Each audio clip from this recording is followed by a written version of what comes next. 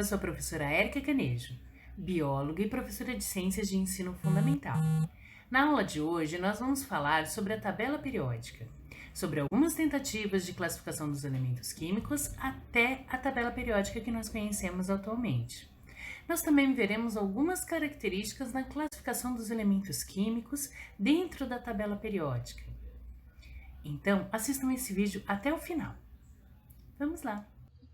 Então, hoje nós vamos falar sobre a tabela periódica. Mas antes, vamos falar de algumas tentativas que foram feitas de classificar os elementos químicos que antecederam a tabela periódica que nós conhecemos. Nós temos as tríades de Dubenheiner, que foi de 1829. Em 1862, o parafuso telúrico de Chancotois. E de 1864, a Lei das Oitavas de Newlands. A primeira, a das tríades de Dubenheiner, Dubenheiner ele observou que em grupos de 3 elementos químicos com as propriedades químicas muito parecidas, muito semelhantes, o peso atômico do elemento que ficava no meio dessa tríade era aproximadamente igual à média aritmética dos pesos atômicos dos elementos externos. Só que essa classificação acabou sendo abandonada quando se constatou que acontecia a formação de grupos de 4 elementos com características semelhantes, como, por exemplo, o flúor, o cloro, o bromo e o iodo. Outra tentativa de classificação foi a do parafuso telúrico. Chancotois, ele organizou os elementos químicos se baseando na massa do elemento químico oxigênio, sempre em ordem crescente das suas massas atômicas, numa linha que formava uma espiral em volta de um cilindro, como se fosse um parafuso. Em cada volta desse parafuso, os elementos com diferença de aproximadamente umas 16 unidades de massa, eles eram verticalmente alinhados. Ele foi o primeiro a perceber que as propriedades eram comuns a cada 7 elementos. Então, a cada 7 elementos, eu tinha sempre elementos com características semelhantes. Então, por meio dessa teoria dos parafusos telúricos, que ele foi capaz de prever a fórmula de várias substâncias químicas. Já em 1864, nós temos a Lei das Oitavas de Newlands. Newlands ele fez os elementos ordenados em colunas, em ordem crescente dos seus pesos atômicos. Formada a primeira coluna com 7 elementos, o 8º elemento que aparecia, ele apresentava características físicas e químicas muito parecidas com a do primeiro elemento da coluna. Então, ele começava uma nova coluna. Como cada 8º elemento repetia-se as semelhanças do primeiro elemento da coluna anterior, Newlands iniciava colunas a cada 8 elementos. Já em 1869, nós temos a classificação de Mendeleev. Mendeleev que organizou a primeira tabela periódica. E o que ele fez? Ele colocou os elementos na ordem crescente das suas massas atômicas. Ele distribuiu em 8 colunas verticais e 12 linhas horizontais. Ele verificou que as propriedades elas variam periodicamente à medida que essa massa atômica ela ia aumentando. E ele admitiu que o peso atômico de alguns elementos talvez não estivesse correto. Mendeleev também deixou alguns espaços vazios para elementos que ainda não eram conhecidos, mas que ele acreditava que existia algum elemento químico que ocuparia esses espaços. Por isso, Mendeleev é conhecido como o pai da tabela periódica moderna. Já em 1913, nós temos a Lei Periódica Moseley. Ele conseguiu resolver alguns problemas na tabela periódica de Mendeleev. Ele usou, no lugar da massa atômica para classificar os elementos, colocar em ordem crescente, ele colocou o número atômico de cada átomo. Então, quando esses átomos eles foram organizados em ordem crescente do seu número atômico, os problemas que tinham na tabela de Mendeleev acabaram sendo resolvidos. As propriedades físicas e químicas dos elementos são funções periódicas dos seus números atômicos, ele dizia. Então, na tabela, os elementos estão organizados horizontalmente na sequência dos seus números atômicos, em ordem crescente dos seus números atômicos. A partir daí, nós tivemos o aparecimento de 7 linhas horizontais dentro da tabela, que nós chamamos de períodos. Então, a tabela periódica moderna, ela nos fornece uma série de informações sobre os elementos químicos. Mas para isso nós temos que entender como ela é organizada.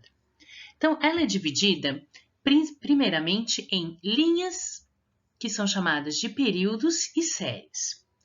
Essas linhas, né, que são as filas horizontais da tabela periódica, elas representam o número de camadas eletrônicas ou níveis de energia que aquele elemento químico ele possui. Lembram-se quando nós estávamos falando sobre distribuição eletrônica, que um átomo poderia ter até 7 camadas eletrônicas? Então, na tabela periódica, nós temos até 7 linhas. Então, cada uma dessas linhas representa um número de camadas eletrônicas que aquele elemento químico possui. Então, por exemplo, o sódio ele está no terceiro período da tabela periódica. Significa que ele tem 3 camadas eletrônicas. O iodo, por exemplo, ele está na quinta linha ou no quinto período da tabela periódica. Então, significa que ele tem 5 camadas eletrônicas na sua eletrosfera. A tabela periódica também é dividida em colunas. Essas colunas, elas representam as famílias ou grupos. Os elementos químicos pertencentes a um mesmo grupo ou a uma mesma família são aqueles que apresentam propriedades químicas muito parecidas. São ao todo 18 grupos, que podem ser chamados de grupos de 1 até 18, ou em algumas tabelas mais antigas, uma classificação mais antiga, nós dividimos em grupos de família A e família B. Então, nessa classificação de família A e família B, nós temos os elementos representativos, que seriam as famílias 1A, 2A, 3A, 4A até 8A, que atualmente são os grupos 1, 2 e do 13 até o 18. Então, a partir do grupo ao qual ele pertencia, esses elementos representativos, ele também me indicava o número de elétrons que existia na última camada eletrônica da eletrosfera daquele elemento.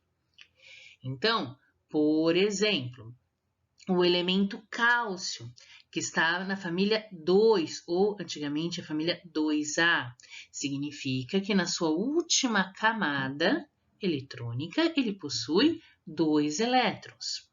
Ou, por exemplo, o enxofre, que está lá na 16, família 16, ou antiga família 6A, também significando que ele apresenta 6 elétrons na última camada.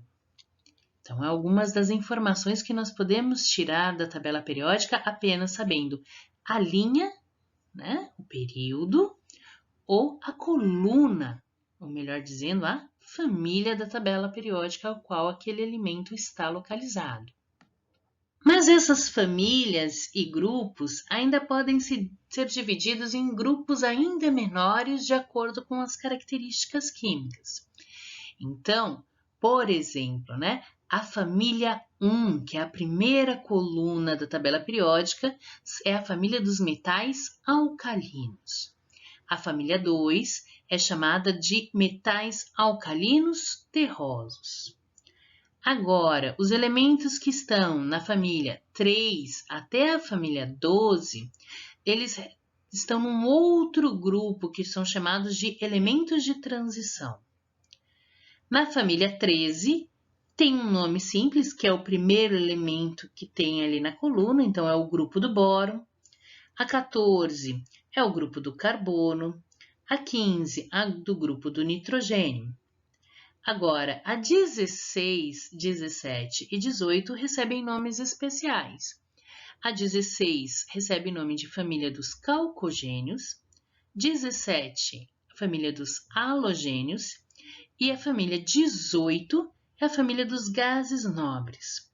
A respeito dos gases nobres, a gente vai ter que prestar bastante atenção porque eles têm uma característica muito importante entre os átomos. Mas eu ainda posso tirar outras informações da tabela periódica, da sua classificação.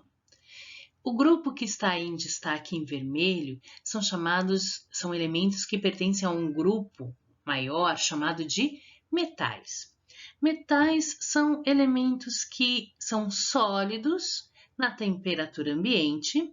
A única exceção é o mercúrio, que é o único metal que em temperatura ambiente já se encontra no estado líquido. O mercúrio é aquele líquido prateado que tem dentro do termômetro.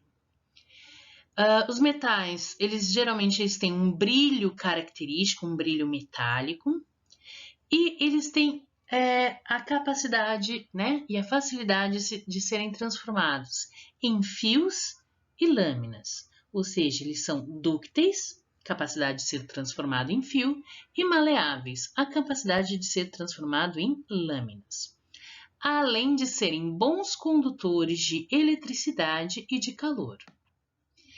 Nós temos os metais, mas nós também temos os ametais ou não metais.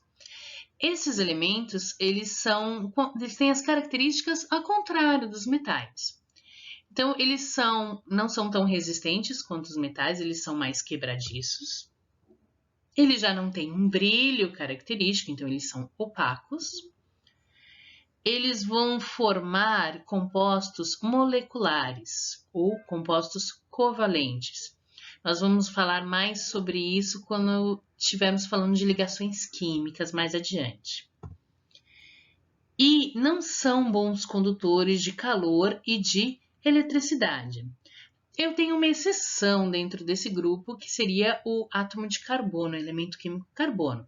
Mas dos demais não metais, são péssimos condutores de calor e de eletricidade. E aí, finalmente, nós temos a última coluna da tabela periódica, a família 18 ou família 8A, que é o grupo dos gases nobres. Esses elementos têm como a sua principal característica que eles são quimicamente estáveis. O que significa isso? Na sua última camada eletrônica, eles têm 8 elétrons na última camada. A única exceção é o hélio, que é o primeiro elemento desse grupo, porque ele tem apenas 2 elétrons. Então, na sua distribuição eletrônica, ele tem apenas a primeira camada, que é a camada K, mas ela está completa com os 2 elétrons. Então, confere estabilidade química para ele. E o que significa o átomo ele ser quimicamente estável? Significa que ele não faz ligações químicas. Então, o fato deles terem esses 8 elétrons na última camada significa que ele não precisa fazer ligações químicas. Então, todos os outros átomos que nós temos, todos os outros elementos químicos que nós encontramos na tabela periódica, eles não têm essa estabilidade, porque eles não têm esses 8 elétrons. Então, eles vão procurar adquirir esses 8 elétrons da última camada. Como? Fazendo ligações químicas. Em aulas posteriores, nós vamos falar sobre essas ligações, quais são os tipos de ligações químicas e como que elas acontecem. Então, vai ficar mais claro essa situação para vocês. Então, na aula de hoje, nós vamos terminar por aqui.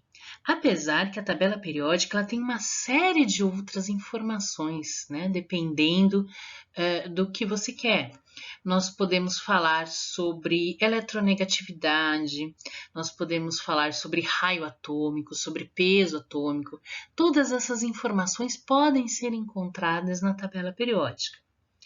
Então, quem ainda não tem uma tabela periódica, baixe uma, procura na internet, né? Ou pega a que a professora deixou disponibilizada para vocês aí na plataforma, porque ela é uma ferramenta extremamente útil. A tabela periódica ela não foi feita para ser decorada, mas ela foi feita para ser consultada, para facilitar a nossa vida. Então, a aula de hoje nós terminamos por aqui. Então, pessoal, nós terminamos a nossa aula por aqui e na aula de hoje nós falamos sobre a tabela periódica.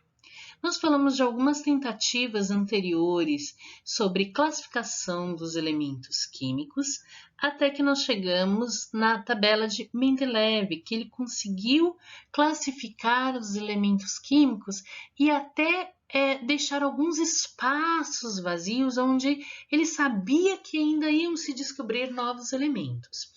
E nós vimos aqui algumas características na organização da tabela química atual. Nas próximas aulas, nós vamos começar a falar sobre os átomos, mas na formação dos íons, e falar como isso está relacionado com as ligações químicas que os átomos estabelecem. Para quê? Para adquirir a estabilidade química, como a gente falou lá sobre os gases nobres. Então, para adquirir a estabilidade química de um gás nobre, os outros elementos, outros átomos que nós encontramos na tabela periódica, eles vão formar íons para que eles possam fazer reações químicas. E nós vamos falar sobre isso nas próximas aulas. Então, tem alguma dúvida? Algum comentário? Deixe aqui nos comentários. Assistam às aulas anteriores e façam os exercícios. Então, até a próxima, pessoal!